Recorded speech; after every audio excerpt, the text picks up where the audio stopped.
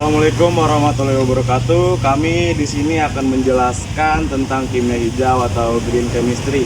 Sebelum kami lanjut penjelasan, izinkan kami memperkenalkan diri terlebih dahulu. Saya Dendi, Saya Rasya. saya Bindi. Saya Aya, saya Tovita. Setelah perkenalan tadi, kami berharap bisa berinteraksi dengan baik. Selanjutnya kami akan membacakan isi materi mengenai kimia hijau. Di sini dengan adik siapa? Bisa. Umur? Ini yang satu. Ali, Alif umur. 9 tahun. Adik-adik tahu belum ini apa? Tahu belum? Bukan itunya. Apa Ini Materinya, isinya. Semua yang ada di sini kalian tahu nggak? Udah pernah belajar belum? Belum. Nih, jadi yang pertama ini pencegahan limbah. Limbah yang bentuknya kayak, ada tahu nggak kayak bekas cuci atau enggak ibu ada nyuci gitu bekasnya yang bekas rinso, tahu kan? Nah kayak gitu. Cara pencegahannya tuh kayak dikurangin penggunaannya, terus juga diatur buat pembuangan limbahnya. Terus ini yang kedua nih, manajemen atom yang baik. Mana ini? Tahu belum atom itu apa?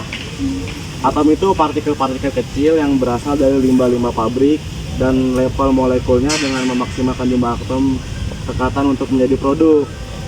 Contohnya, perancangan metode untuk memaksimalkan penggabungan semua bahan kimia yang akan digunakan dalam proses produk akhir. Ada tahu ini nggak? Buat laboratorium pernah lihat nggak? Tahu nggak ini? Nggak tahu. Jadi itu namanya proses sintesis kimia yang lebih aman.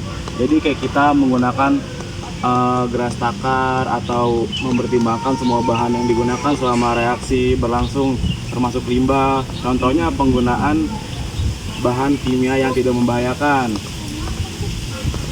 Ada 4. Rancang bahan kimia yang lebih aman.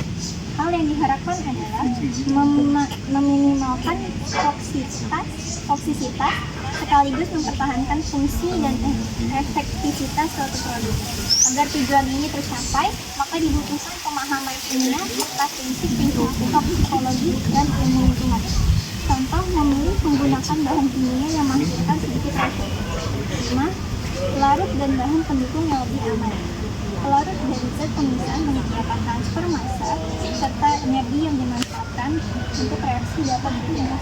Oleh karena itu, perlunya memilih pelarut yang paling aman, tapi tetap meminimalkan jumlah pelarut agar tidak menghasilkan persentase limbah yang besar. Contoh, penggunaan bahan pelarut dan peralatan yang aman. 6. Merancang efisiensi energi. Penggunaan energi dalam proses kimia perlu dipertimbangkan bahkan diminimalkan karena dapat berpengaruh terhadap aspek ekonomi dan lingkungan. Metode sintesis sebuah produk diusahakan dalam tekanan dan suhu sekitar.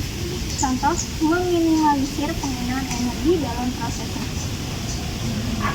Jika dengan begitu menggunakan bahan baku terbarukan, bahan baku harus dapat diperbarui dan jika memungkinkan secara teknis dan ekonomis. Bahan baku terbarukan biasanya berasal dari produk pertanian atau hasil alam, sedangkan bahan baku non terbarukan berasal dari bahan bakar fosil seperti minyak bumi, gas alam, batu bara, dan bahan tambang lainnya. Contohnya, menggunakan bahan baku seperti tanaman. Selanjutnya ada nomor 8. Mengurangi bahan turunan kimia.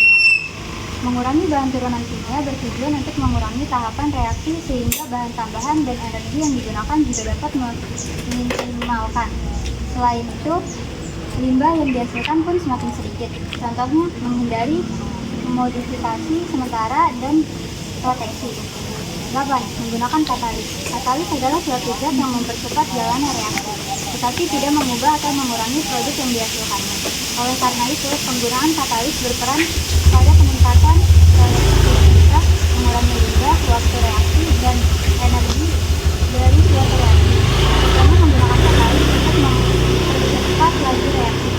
Selanjutnya, Yang ke-10, rancang untuk degradasi. Produk kimia harus dirancang sedemikian rupa agar pada akhir fungsinya produk tersebut dapat terurai dan terdegradasi sehingga tidak bertahan di lingkungan dan tidak berbahaya.